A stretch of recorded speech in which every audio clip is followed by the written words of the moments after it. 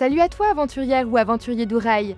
L'été approche, tes bagages sont peut-être prêts, mais accroche-toi car il est possible que la destination que tu as choisie cette année change radicalement. Loin de moi l'idée de te faire peur avec des scénarios catastrophes, mais peut-être que ta prochaine destination de vacances disparaîtra bientôt sous les eaux ou alors sera victime d'un incendie dévastateur qui aura tout rasé sur son passage, ou bien même qu'elle se retrouve transformée en zone de guerre où habitants et réfugiés climatiques se battent pour les derniers litres d'eau. Bon, désolé d'avoir gâché l'ambiance, je te rassure, normalement, tu pourras partir en vacances cette année.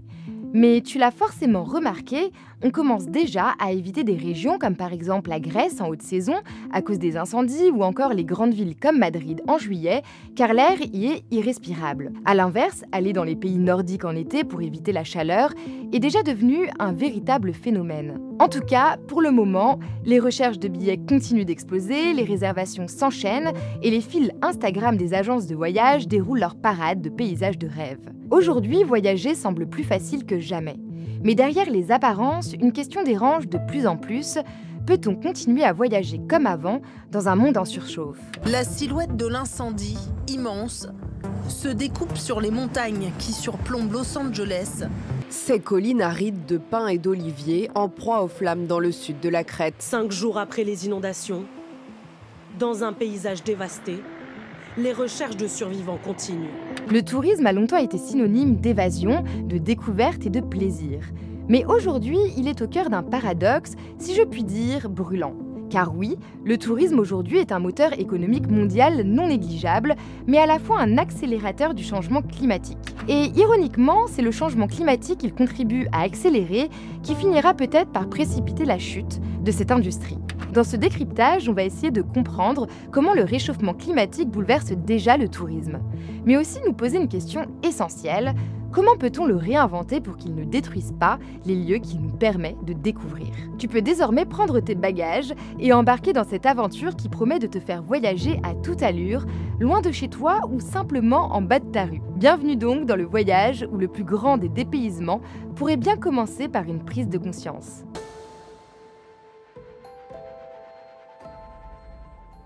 Pour comprendre pourquoi le tourisme est aujourd'hui victime de son propre essor, il faut déjà en comprendre son histoire. Le tourisme tel que nous le connaissons aujourd'hui puise en réalité ses racines dans une dynamique bien plus ancienne, celle d'une nature humaine profondément attirée par l'exploration. Et oui, l'homme est un explorateur par essence, animé d'un désir profond d'aller voir ailleurs, de découvrir l'inconnu, de se confronter à l'altérité. C'est cette même pulsion qui a poussé des figures comme Christophe Colomb, Marco Polo, Magellan, Vasco da Gama, Zheng He ou James Cook à parcourir les mers, à traverser les continents et à braver l'inconnu. Mais cette exploration n'a jamais été neutre. Dès les premières grandes expéditions, la découverte s'est accompagnée d'une volonté de conquête, de domination et d'exploitation. Car explorer dans l'histoire humaine, c'est aussi prendre possession.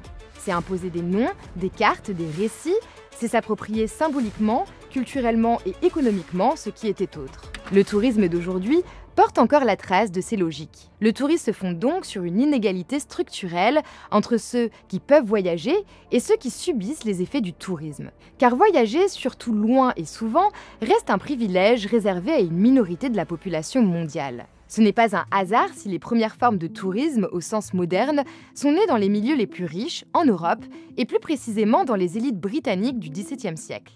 À l'époque, voyager n'est pas encore une activité de loisir populaire, c'est un rite de passage réservé à une poignée d'aristocrates. Cela prend le nom de Grand Tour, un voyage initiatique qui avait pour but de parfaire l'éducation des jeunes hommes riches par la confrontation avec la culture européenne dite classique. On allait admirer les vestiges de Rome, les tableaux de Florence, les ruines grecques, mais le tourisme change brutalement de nature au XIXe siècle avec l'arrivée de la révolution industrielle. C'est l'époque des grandes avancées techniques comme le train, le bateau à vapeur, puis plus tard, la voiture et l'avion. Un phénomène se produit alors, les distances semblent se rétrécir. Le voyage devient plus rapide et accessible, notamment pour une classe montante, la bourgeoisie. C'est à cette époque qu'un certain Thomas Cook organise ses premières excursions en train, posant ainsi les bases du tourisme organisé. On ne voyage plus uniquement pour s'instruire, mais aussi pour se reposer, se soigner, se divertir. Le tourisme entre alors dans une logique commerciale. Il devient un marché et bientôt, l'un des secteurs économiques les plus puissants au monde. Un autre facteur clé dans cette évolution, c'est la transformation du travail. On pense tous à ce célèbre film de Chaplin, Les temps modernes, qui illustre parfaitement l'essor du travail à la chaîne, rythme effréné, pression constante, aliénation. Face à cette intensification du travail, naît un besoin de repos. Le voyage change de nature, il n'est plus une aventure longue et incertaine, mais une parenthèse de quelques jours, une respiration dans des vies rythmées par l'urgence. En France, ce besoin s'institutionnalise avec l'arrivée des congés payés en 1936. Pour la première fois, des millions d'ouvriers découvrent la mer, la montagne et les vacances. Après la Seconde Guerre mondiale, avec les 30 Glorieuses et la croissance économique, le phénomène prend de l'ampleur. Le tourisme, autrefois réservé à une élite, semble se démocratiser. Mais cette démocratisation reste relative. Déjà, le tourisme crée un phénomène de classe, car il ne propose pas les mêmes services à tout le monde. Les plus aisés accèdent à des voyages confortables, lointains et exclusifs, tandis que les plus modestes doivent se contenter d'offres low cost, souvent limitées et standardisées. Derrière l'idée de démocratisation, les inégalités restent visibles jusque dans la façon de voyager. Et là, je parle de ceux qui peuvent quand même partir. Encore aujourd'hui, selon l'ADEME, un Français sur 5 ne part jamais en vacances. Et à l'échelle du globe, 80% de la population mondiale n'a jamais pris l'avion. Car c'est là tout le paradoxe du terme tourisme de masse. En réalité, il est pratiqué massivement, oui, mais par une minorité privilégiée. Une minorité qui concentre l'essentiel des déplacements les plus polluants en avion, en croisière et même en jet privé. Revenons-en à l'histoire. À partir des années 1980, le tourisme connaît un nouvel essor, notamment grâce à la généralisation de l'automobile, qui permet à davantage de foyers de partir en vacances. Mais c'est surtout dans les années 1990 que le mouvement s'intensifie avec l'ouverture du marché aérien en Europe et l'arrivée des compagnies low cost. En parallèle, Internet change également la donne. Les sites de réservation en ligne comme Booking, Expedia ou Airbnb permettent à chacun d'organiser son voyage de A à Z sans passer par une agence. Les réseaux sociaux, eux, transforment également notre manière de voyager. On ne part plus seulement pour vivre une expérience, mais aussi pour la partager. Le voyage devient alors une vitrine, un contenu à produire. Entre 1980 et 2019, le nombre d'arrivées internationales a été multiplié par plus de 4, passant de 278 millions à plus de 1,5 milliard de touristes par an. Et même si la pandémie de Covid-19 a brutalement freiné cette dynamique, la reprise a été rapide. En 2024, on est déjà presque revenu au niveau d'avant-crise. Pourtant, cette croissance s'accompagne de conséquences environnementales de plus en plus préoccupantes. Et malgré l'urgence climatique, le nombre de voyages longue distance continue d'augmenter. Le paradoxe est frappant. Alors que les effets du dérèglement climatique se font de plus en plus sentir, le modèle touristique reste centré sur la mobilité rapide et intensive.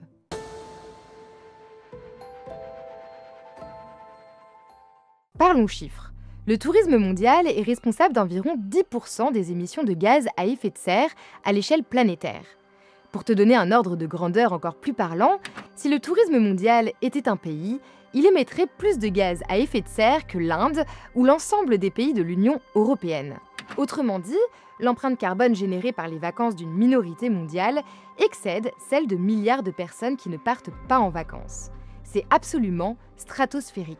En France, selon les données récentes de l'ADEME, le tourisme est responsable d'environ 11% de l'empreinte carbone nationale. C'est un chiffre colossal qui montre à quel point les loisirs, les vacances, les déplacements personnels ont un poids dans le réchauffement climatique. Malgré la prise de conscience croissante, les appels à la sobriété, les exhortations à adopter des mobilités douces ou des hébergements écologiques, les émissions du secteur continuent d'augmenter. Pourquoi ?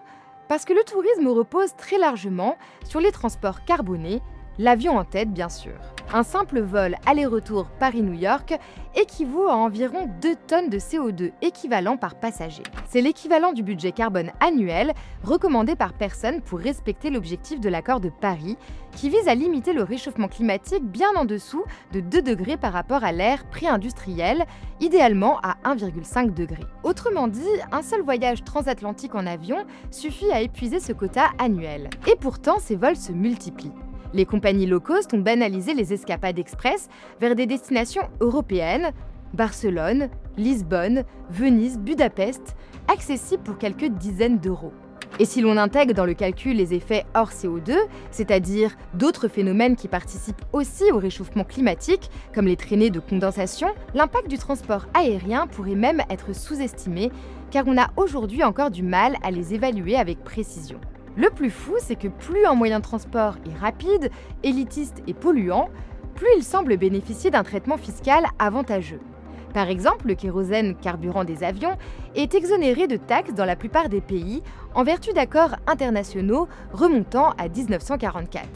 Cette absence de taxation rend l'avion artificiellement bon marché, ce qui encourage son usage massif au détriment de solutions plus durables comme le train. Mais même si l'avion pèse très lourd, puisqu'on parle de 29% des émissions du secteur en 2022 à lui seul, les autres modes de transport carbonés comme la voiture jouent eux aussi un rôle majeur. Au total, le transport représente 69% de l'empreinte carbone du secteur du tourisme.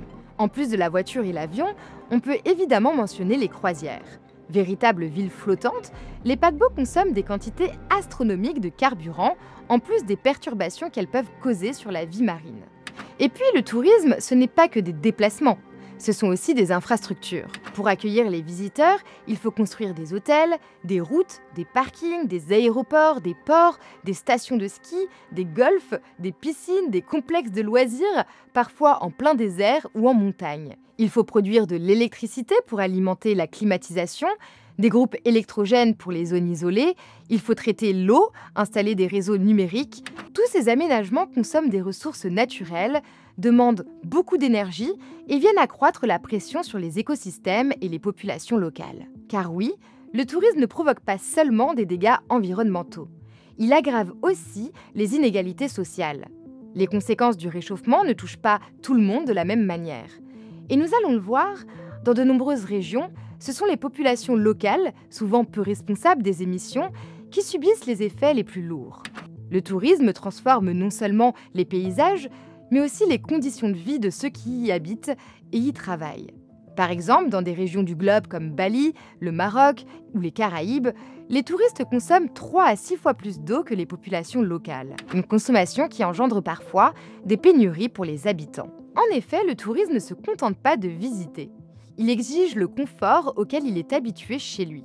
Il veut manger les mêmes plats, boire les mêmes sodas, se connecter à Internet, dormir dans du linge propre, avoir des serviettes changées tous les jours et retrouver un standard internationalisé de confort. Et pour fournir ce confort, il faut tout importer. La nourriture, les boissons, les équipements, les décorations, les produits ménagers. Résultat, une logistique mondiale extrêmement lourde, très consommatrice d'énergie et de matières premières. Et une fois consommés, ces produits deviennent déchets. Emballages plastiques, gobelets, bouteilles, serviettes jetables, opercules alimentaires, souvenirs de mauvaise qualité, tous ces résidus s'accumulent dans des territoires souvent peu équipés pour les gérer. Dans certaines zones du Maghreb, d'Asie ou des Caraïbes, on retrouve des déchets européens dans les cours d'eau, les terres agricoles, les forêts. Ces déchets sont à la fois toxiques, non recyclables et persistants. Ils empoisonnent les sols, tuent la faune locale et contaminent l'eau potable. Et malheureusement, ce sont souvent les populations locales, déjà en situation de précarité, qui en paient le prix. Pendant ce temps, les profits générés par l'activité touristique s'envolent ailleurs. Le paradoxe est glaçant. Pendant que certains touristes sirotent un cocktail au bord d'une piscine, d'autres, à quelques kilomètres, manquent d'eau potable ou tombent malades à cause de la pollution engendrée par cette activité touristique. Et pourtant, ce sont souvent ces mêmes populations locales qui dépendent du tourisme pour vivre. En 2019, ce secteur représentait près de 10% du PIB mondial et faisait vivre plus de 300 millions de personnes dans le monde. Dans des pays comme la République dominicaine, la Polynésie française, la Thaïlande, le Maroc ou la Guadeloupe, le tourisme est une source de revenus essentielle. Mais cette dépendance est à double tranchant. Elle peut devenir une forme de fragilité économique. Quand le tourisme s'effondre, comme lors de la crise du Covid, c'est tout un équilibre local qui s'écroule. Cela peut mener à certains paradoxes. Certaines régions privées des revenus du tourisme finissent par détruire leur propre environnement pour trouver d'autres sources de revenus. Agriculture, pêche, voire exploitation forestière et déforestation. 80% de la población de los Urus vive hoy en día del turismo y el otro 20% todavía mantiene la tradición, la pesca, la caza, la recolección de huevos de aves. ¿Qué pasaría si nosotros nos dedicamos todos a pescar, a cazar, a recolectar huevos de aves, exterminamos nuestra propia vida. Entonces, por eso que nosotros para conservar, hoy en día trabajamos con el turismo. A veces por la pandemia, a veces por las protestas, no tenemos turismo. Entonces, por eso que nosotros queremos que haya solución, queremos que se calme todo esto y para podernos reactivar nuevamente. De plus, la répartition des bénéfices du tourisme est profondément inégalitaire. L'Europe accueille plus de la moitié des touristes internationaux. Les pays riches comme la France, l'Italie et le Royaume-Uni concentrent la majorité des infrastructures, des flux et des recettes. A l'inverse, de nombreux pays du Sud accueillent les touristes mais touchent une part marginale des revenus. Pourquoi ? Parce que les compagnies aériennes, les plateformes de réservation, les chaînes hôtelières, les circuits de croisière sont souvent contrôlés par des entreprises étrangères. L'argent rentre, mais il ressort aussitôt. C'est ce que certains chercheurs appellent le tourisme à deux vitesses. Les pays émetteurs et les pays récepteurs. Les premiers s'enrichissent, les seconds supportent les coûts. En 2006, on alertait déjà sur ce déséquilibre. Les flux touristiques mondiaux, loin de réduire les inégalités, les creusent. Aujourd'hui encore, 92% des touristes voyagent entre l'Europe, l'Amérique du Nord et l'Asie de l'Est. Et 95% des recettes touristiques sont captées par ces mêmes régions. L'Afrique, l'Amérique du Sud, l'Asie du Sud et le Moyen-Orient restent largement à l'écart. Or, les régions les plus dépendantes du tourisme sont aussi parmi les plus vulnérables aux effets du changement climatique. Les îles tropicales, les zones côtières et les régions montagneuses, toutes ces destinations prisées sont aussi menacées par la montée des eaux, la perte de biodiversité, la désertification ou les événements climatiques extrêmes. Le changement climatique pourrait donc, à moyen terme, rendre le tourisme tout simplement insoutenable, voire impossible dans certaines régions du globe.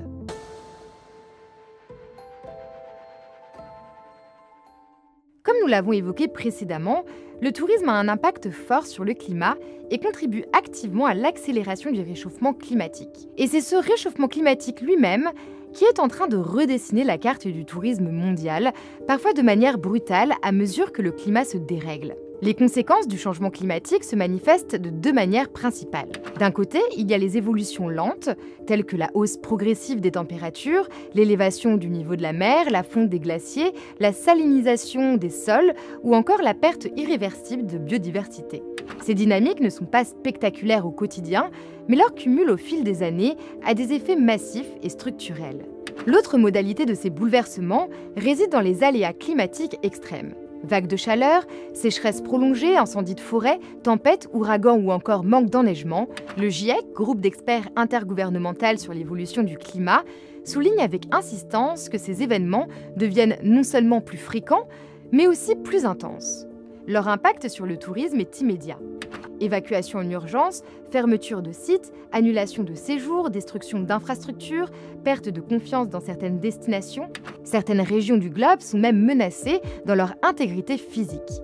La montée du niveau des mers liée à la fonte des glaciers et la dilatation des océans redessine littéralement les contours de la planète. Le 6e rapport du GIEC montre qu'une hausse de 1,5 degré de la température globale pourrait entraîner une élévation de 2 à 3 mètres du niveau des océans à long terme. Or, une récente étude démontrait que respecter ce seuil était désormais inatteignable. Le scénario à 2 degrés de réchauffement planétaire semble donc se rapprocher et avec lui, une élévation du niveau des océans de 6 mètres.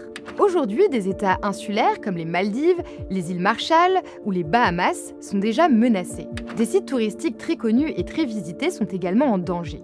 Je pense notamment à la Grande Barrière de Corail, l'un des lieux les plus emblématiques du tourisme mondial, qui montre clairement comment le réchauffement climatique peut fragiliser toute une industrie. Avec plus de 2 millions de visiteurs par an et près de 6 milliards de dollars de retombées économiques pour l'Australie, le site est une véritable vitrine du tourisme de nature. Pourtant, la décoloration massive des coraux, due à la montée des températures océaniques, est en train de détruire cet écosystème. En 2016 et 2017, 2 vagues successives ont détruit près de 30% des coraux vivants, réduisant l'attrait du site, faisant chuter la fréquentation et menaçant des milliers d'emplois locaux. Quand l'attraction principale disparaît, c'est toute la chaîne touristique locale qui s'effondre. Mais ce phénomène ne concerne pas que les destinations lointaines. En France, les gorges du Verdon, joyeux du tourisme naturel provençal, sont aussi confrontées à des perturbations liées au dérèglement climatique. Sécheresse à répétition, baisse du niveau des rivières et périodes de forte chaleur rendent certaines activités nautiques ou de randonnée plus difficiles, voire temporairement impossibles. Dans les Alpes, les stations de ski subissent de plein fouet la raréfaction de l'enneigement naturel. La Cour des comptes française a récemment estimé qu'à l'horizon 2050, la moitié des stations en moyenne montagne ne pourraient plus fonctionner sans recours massif à la neige artificielle. Or, cette neige artificielle mobilise des quantités importantes d'eau et d'énergie. Ces dernières années, plusieurs stations annulaient déjà leur saison par manque de froid. Les villages concernés doivent alors se réinventer avec une diversification des activités. Mais cela suppose des investissements et une transformation profonde du modèle économique local. Les zones littorales sont tout aussi menacées. En Camargue, en Guadeloupe ou encore en Polynésie, la mer grignote chaque année un peu plus les côtes. À Venise, les épisodes de montée des eaux deviennent récurrents. À Marseille, les autorités municipales planchent déjà sur des scénarios de repli stratégiques. À New York, des digues gigantesques sont envisagées pour protéger Manhattan. Le coût de l'adaptation devient colossal et toutes les régions et municipalités ne seront pas en mesure de le supporter. Parallèlement à la montée des eaux, la chaleur devient un facteur majeur de désengagement touristique. L'année dernière, le sud de l'Europe a connu un été caniculaire sans précédent. En Grèce, des incendies ont ravagé des zones entières, forçant les touristes à fuir en urgence, parfois en maillot de bain, embarqués sur des navettes de fortune. À Rhodes, des milliers de vacanciers ont été rapatriés. Des destinations auparavant très populaires comme l'Andalousie, la Sicile ou certaines régions du Maghreb enregistrent une baisse des réservations estivales. Trop chaud pour se promener, trop risqué pour pratiquer des activités sportives, trop incertain pour planifier à l'avance. Le calendrier touristique lui-même est bouleversé, les saisons se décalent, se contractent ou s'inversent. Face à ces bouleversements, une nouvelle géographie du tourisme est en train d'émerger. Des territoires jusque-là en retrait car jugés trop frais commencent à attirer l'attention. La Bretagne, longtemps considérée comme un plan B pour les vacances, voit sa popularité grimper en flèche. En Scandinavie, au Royaume-Uni ou dans certaines régions d'Europe de l'Est, on observe également un regain d'intérêt touristique. Demain, des villes comme Bergen, Riga ou Édimbourg pourraient devenir les nouvelles capitales estivales, là où Barcelone, Rome ou Athènes deviendront peut-être des destinations de mi-saison. Mais cette transformation ne se fera pas sans conséquences sociales, car si le climat redistribue les destinations, tout le monde ne pourra pas suivre. Les régions devenues plus agréables en été sont souvent plus chères, moins accessibles et dotées d'infrastructures touristiques plus limitées. À mesure que la demande grimpe, les prix risquent d'exploser, réservant ces destinations à une clientèle encore plus aisée. On pourrait voir émerger un tourisme à deux vitesses, ceux qui peuvent se permettre de fuir la chaleur en Norvège, en Écosse ou en Bretagne, et ceux qui restent contraints par le budget dans des régions de plus en plus impactées. Ces nouveaux territoires pourraient donc devenir les nouvelles Côtes d'Azur. Mais une question réside encore, pour qui ?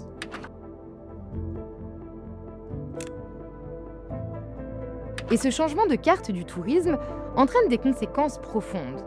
On parle de toute une chaîne économique qui vacille. Lorsqu'un hôtel ferme, ce sont les emplois directs, mais aussi les fournisseurs, les agriculteurs, les artisans, les restaurateurs, les transporteurs qui sont impactés. Le tourisme alimente souvent bien plus que les loisirs. Il finance la santé, l'éducation, les routes, l'entretien des patrimoines. Quand il chute, ce sont des pans entiers du tissu économique local qui s'effondrent. Le tourisme est ainsi devenu un facteur de vulnérabilité pour les territoires qui ont misé massivement sur lui, sans filet de sécurité. Et au-delà des destinations elles-mêmes, le réchauffement climatique impacte aussi des moyens de transport qui permettent d'y accéder. C'est notamment le cas du train, souvent présenté comme l'alternative écologique par excellence. Pourtant, les fortes chaleurs perturbent de plus en plus sa fiabilité. Lors de canicules, les rails peuvent se dilater sous l'effet de la chaleur extrême, provoquant des déformations qui obligent à réduire la vitesse des trains, voire à interrompre totalement certaines lignes. En France, en Allemagne ou au Royaume-Uni, plusieurs épisodes récents ont montré que des infrastructures vieillissantes ne sont pas toujours prêtes à affronter des températures supérieures à 40 degrés. Les caténaires, c'est-à-dire les lignes électriques au-dessus des trains, peuvent aussi se détendre ou se rompre, rendant la circulation impossible pendant plusieurs heures. Sans compter le risque accru d'incendie aux abords des voies ou encore le manque de climatisation dans certaines rames, qui rend les trajets pénibles, voire dangereux pour les passagers fragiles. Qu'est-ce que ça fait, la canicule? 40 degrés à Paris, oui. Un record depuis 70 ans. Oui. Qu'est-ce que ça fait? Eh bien, ça nous oblige à prendre des mesures de sécurité encore plus importantes parce que c'est la sécurité qui compte avant tout.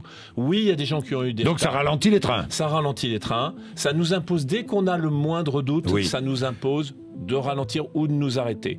Mais malgré ces phénomènes qui s'amplifient, la structure même de ce secteur semble continuer à compter sur des intérêts économiques massifs. L'industrie touristique, appuyée par des géants du numérique, du transport aérien ou de l'hôtellerie, peut compter sur des lobbies très puissants. Ces acteurs freinent les réformes qui leur paraissent trop contraignantes, comme la suppression de certaines lignes aériennes, la création d'une taxe sur le kérosène pour financer des moyens de transport plus respectueux comme le train, ou encore la régulation des locations touristiques. Le modèle actuel reste donc incompatible avec les objectifs de neutralité carbone fixés par l'accord de Paris.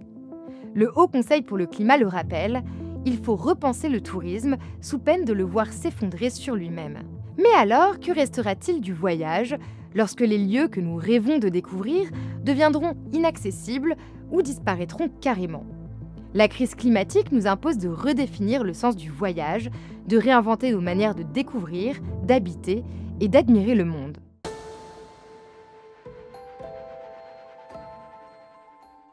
Aujourd'hui, voyager n'est plus un geste anodin. Dans un contexte où chaque tonne de CO2 compte, où les seuils de tolérance climatique sont dépassés les uns après les autres, où la biodiversité s'effondre et où les ressources comme l'eau, les sols et les terres cultivables deviennent des objets de tension, la pratique touristique ne peut plus être pensée comme un simple droit de consommation. Elle doit être redéfinie comme une responsabilité collective. Et cela commence par un premier levier, souvent évoqué par les scientifiques et les institutions environnementales, la sobriété. Si on veut réduire les émissions de gaz à effet de serre en fonction des accords de Paris que nous avons signés, nous allons devoir réduire le trafic aérien. C'est 5% des émissions de gaz à effet de serre en France. 5%, c'est-à-dire c'est un tiers de tous les véhicules particuliers. Donc c'est l'équivalent de 13 millions de véhicules qui circulent en France aujourd'hui. C'est absolument énorme. C'est ce qui fait la différence entre des centaines de millions de déportés climatiques dans les années qui viennent ou est-ce qu'on est capable ou pas d'atteindre nos objectifs climatiques. Réduire la fréquence des voyages, rallonger la durée des séjours, privilégier des destinations proches, utiliser le train ou le vélo plutôt que l'avion ou la voiture, éviter des périodes de surfréquentation, redécouvrir la richesse des territoires de proximité, voilà quelques pistes pour atténuer l'empreinte écologique du voyage. Cette pratique est ce qu'on appelle le slow tourisme. Des plateformes comme la nôtre proposent de nouvelles façons de voyager. Dans notre livre ou sur notre site, on partage notamment plusieurs centaines d'itinéraires sans avion et sans voiture pour découvrir la France, l'Europe, mais aussi la Tunisie, le Maroc, voire même l'Asie grâce aux témoignages de notre communauté.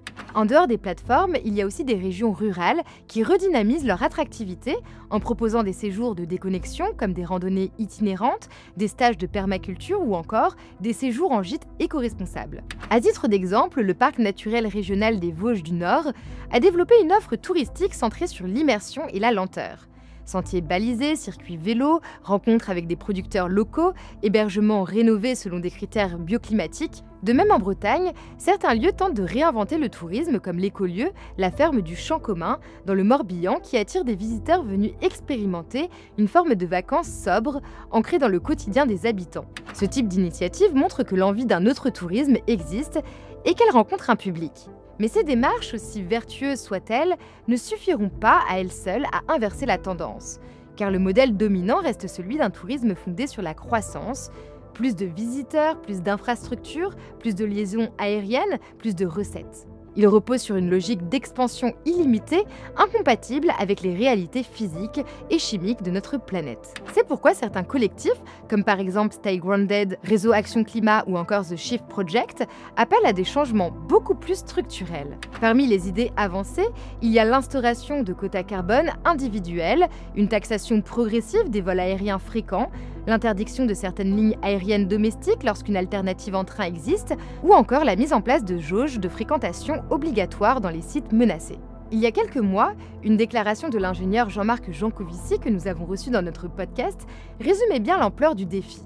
Pour que le secteur aérien joue sa part dans la baisse de nos émissions de gaz à effet de serre, il faudrait probablement se limiter à 4 vols par vie. Vous dites dans Le Parisien, je suis à titre personnel favorable à un système communiste. Riche ou pauvre, vous auriez droit dans toute votre vie à 3 ou 4 vols par avion dans votre vie, dont 2 dans la jeunesse. L'avion, c'est 8% du pétrole mondial. Et l'avion est né avec le pétrole et mourra avec le pétrole. Mais voilà. Comment on fait? Vous Ben, êtes marocain, vous êtes brésilien, vos parents? Je suis désolé de le dire, ils verront moins souvent leurs parents au Brésil et au Maroc. Donc 4 fois dans une vie entière? Non, mais je dis 4, ça peut être 2, ça peut être 5, j'en sais rien, j'ai pas fait les calculs. Mais l'idée, c'est encore une fois, c'est géré par les quantités plutôt que géré par les prix. Mais philosophiquement, c'est quand même l'idée que chacun reste chez soi en fait. On va pas découvrir d'autres civilisations, on va pas... Enfin, vous savez, les gens qui prennent l'avion pour aller se mettre dans un hôtel dans une autre ville, ou qui se mettent dans un voyage organisé, ou qui vont dans un village de vacances, je pense que la découverte d'une autre civilisation, c'est un terme qui peut être un peu exagéré. Un chiffre qui fait l'effet d'une douche froide pour beaucoup, mais qui, rappelons-le, est déjà une réalité pour l'immense majorité de la population mondiale. Des propositions autrefois jugées extrêmes commencent à entrer dans le débat public. En France, la loi climat de 2021 interdit désormais les vols intérieurs lorsqu'une alternative ferroviaire de moins de 2h30 existe. C'est peu, mais c'est un début. En Islande, les autorités réfléchissent à limiter le nombre de visiteurs dans certaines zones naturelles particulièrement fragiles. À Hawaï, face à l'explosion du tourisme post-Covid, un système de réservation obligatoire a été instauré pour accéder à certaines plages et sites naturels. Au Bhoutan, pays pionnier du bonheur national brut, les autorités ont mis en place une taxe journalière de 200 à 250 $ par touriste destinée à financer la préservation de l'environnement et à limiter les flux. Derrière ces mesures se dessine une idée simple, le tourisme doit devenir un bien régulé et non un marché. Car le coût lié aux conséquences du business as usual devient chaque jour plus élevé que celui de changements structurels. Les territoires les plus fragiles, comme les îles du Pacifique, les deltas fluviaux, les zones de haute montagne ou les littoraux tropicaux, sont en train de basculer. Ils réclament désormais des protections contre le surtourisme qui menace à la fois leur environnement, leur culture et leur stabilité économique. À Barcelone, les habitants manifestent contre les locations de type Airbnb qui font exploser les loyers. À Dubrovnik, les autorités ont dû limiter le nombre de croisiéristes par jour. À Amsterdam, la municipalité a interdit les nouvelles boutiques de souvenirs dans le centre-ville et supprimé des dizaines d'autorisations de location courte durée. Un autre levier plutôt étonnant est celui de technologies numériques. Le tourisme virtuel se développe à grande vitesse, notamment avec les progrès de la réalité virtuelle et de la 3D. Des musées comme le Louvre, le Rijksmuseum ou le Musée national d'histoire naturelle de Washington proposent des visites immersives à distance. Des startups créent des expériences interactives pour explorer des sites aujourd'hui inaccessibles ou menacés, comme la barrière de corail australienne dont on a parlé précédemment. Ce n'est pas un substitut parfait et il ne remplace pas la richesse d'une rencontre humaine ou d'un déplacement physique, mais cela peut contribuer à réduire la pression sur certains lieux emblématiques, à préserver des écosystèmes ou à démocratiser l'accès à la culture et au patrimoine. Mais au-delà des technologies, ce qu'il faut surtout transformer, c'est notre récit du voyage.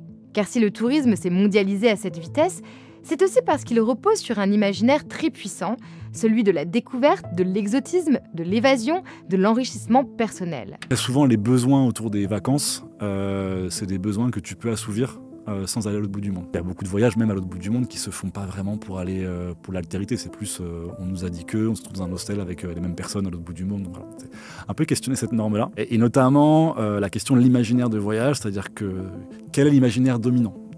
Moi, il y a un test, et vraiment, si les gens qui regardent cette vidéo-là sont devant un ordi ou devant leur portable, que je leur invite vraiment à faire, c'est taper « voyage » dans Google Images. Normalement, vous voyez que vous avez des avions et des plages tropicales.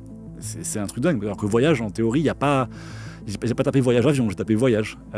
Et donc ça veut dire qu'en fait, on a en tête un imaginaire, donc il n'est pas de nulle part, hein, c'est de la publicité, c'est des entreprises de voyage, c'est des entreprises aériennes qui ont colonisé un petit peu notre imaginaire. Ce récit a souvent été construit à sens unique, à travers un regard occidental, dominant, qui transforme l'ailleurs en décor et les autres en service. Décoloniser, notre manière de voyager, c'est admettre que certains lieux n'ont pas besoin de notre présence pour exister.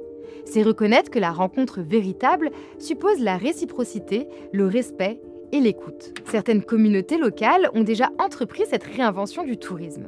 Aux Açores, des projets de tourisme communautaire permettent aux habitants de rester acteurs de l'accueil. Les visiteurs sont logés chez l'habitant, invités à participer à des activités traditionnelles comme la pêche, l'agriculture et la cuisine, et une partie des bénéfices est redistribuée localement. Au Costa Rica, pionnier du tourisme durable, plus de 25% du territoire est classé en réserve naturelle et les hébergements écologiques sont soutenus par des incitations fiscales. Le pays a aussi mis en place un système de certification qui évalue les entreprises touristiques sur leurs performances sociales, culturelles et écologiques. D'autres territoires expérimentent des chartes du visiteur, comme sur les îles Lofoten en Norvège, où les touristes s'engagent à ne laisser aucune trace de leur passage. Ces démarches, bien que limitées en ampleur, montrent une volonté d'inverser le rapport de force entre visiteurs et accueillants. Mais peut-on imaginer que ces modèles alternatifs puissent rivaliser en nombre comme en puissance avec les mastodontes du tourisme global? Les grands acteurs comme les tours opérateurs, les compagnies aériennes, les plateformes de réservation, les chaînes hôtelières continuent à imposer un modèle fondé sur la maximisation du profit, la standardisation de l'offre et la consommation de masse. Peu d'entre eux semblent avoir compris l'intérêt d'une transformation structurelle sur le long terme. Quant aux États, ils restent souvent frileux, craignant de nuire à leur compétitivité ou à leur attractivité économique. Le tourisme est encore vu comme une source de croissance, un levier pour l'emploi et un facteur de dynamisme territorial. C'est pourquoi le changement ne pourra pas reposer uniquement sur les consommateurs, aussi conscients soient-ils. Il faudra des politiques publiques ambitieuses pour instaurer des réformes de la fiscalité sur le transport, la régulation des plateformes numériques, la fin des subventions aux aéroports, le développement des trains de nuit, le soutien au tourisme local, l'encadrement des croisières, la taxation écologique des hébergements intensifs en ressources. Vaste chantier qui nécessitera également une vraie coopération internationale pour éviter que les efforts de certains pays soient annulés par l'inaction des autres. Et surtout, il faudra reconnaître que le tourisme, comme la santé, l'éducation ou l'eau, est devenu un bien commun à protéger, à partager et donc à réguler. Car cette plage de la Pelosa qu'on voit dans ce sujet est un cas d'école de la crise du surtourisme qui secoue les côtes italiennes. La plage, c'est pas un lieu pour construire des restaurants. C'est interdit. Toutes les plages sont des écosystèmes. Ces résidentes voient leur village se transformer à chaque arrivée massive de touristes. Un cauchemar dans leur vie quotidienne. Les commerces de bouche sont en train de fermer parce que leurs clients ne peuvent plus se garer. Les jeunes ne peuvent plus s'installer, le village va mourir. Et voilà, après ce long voyage au cœur des transformations du tourisme, un constat s'impose, ce que nous pensions inépuisable est aujourd'hui en péril. Le tourisme, longtemps perçu comme un espace de liberté, s'est révélé être aussi un accélérateur d'injustice et un moteur massif du dérèglement climatique. Et le plus tragique dans cette histoire, c'est que ce sont précisément les lieux que nous avons tant aimés pour leur beauté, leur calme ou leur richesse naturelle, qui paient aujourd'hui le prix fort de notre mobilité sans limite. Mais ce n'est pas une fatalité. Ce constat peut être un point de bascule, car à travers cette prise de conscience, c'est une nouvelle manière de voyager qui peut émerger. Un tourisme qui ne détruit pas les lieux qu'il prétend célébrer, mais qui les respecte, les soutient et les valorise durablement. Alors oui, tu pourras sans doute encore partir cet été. Mais peut-être partiras-tu avec un autre regard. Peut-être prendras-tu le train plutôt que l'avion. Peut-être choisiras-tu une destination proche, un hébergement responsable, un rythme plus lent. Peut-être comprendras-tu que le plus grand des dépaysements n'est pas à l'autre bout du monde, mais dans le changement de regard que tu portes sur ce qui t'entoure. J'espère que cette vidéo t'a plu et qu'elle t'accompagnera d'une manière ou d'une autre pendant tes vacances. Si tu veux continuer à explorer, n'hésite pas à t'abonner pour ne rien manquer des prochains décryptages. Et surtout, où que tu sois, prends soin de toi, pense à te protéger du soleil si possible avec une crème respectueuse de l'environnement et laisse les lieux que tu découvres aussi beaux que tu les as trouvés. Et nous, on se retrouve très bientôt pour un nouveau décryptage.